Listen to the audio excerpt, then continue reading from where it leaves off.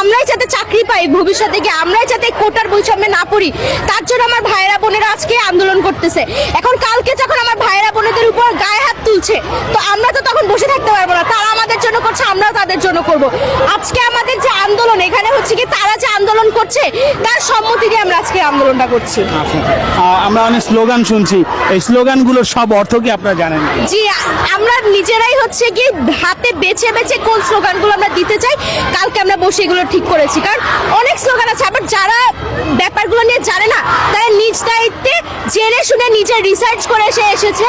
কারণ আমরা এই অন্যায়টা দেখতে পাচ্ছি, আমরা বইয়ের পাতায় পড়ি যে সংগ্রামী হয়ে উঠতে হবে। কাজী নজরুলের কবিতায় যে বলি যে তোমার ছেড়ে উঠলে মাথা রাখতে হবে তবে, তো সেই কবিতাগুলো ছোটবেলা থেকে পড়ে আসছি। এগুলোর অর্থ এখন বুঝতে পারছি দেখে আজকে আন্দোলনে এসেছি। যারা অর্থ বুঝতে পারে না তারা আজকে আন্দোলনে আসে। আমাদের জনগণই কিন্তু আমাদের সরকার।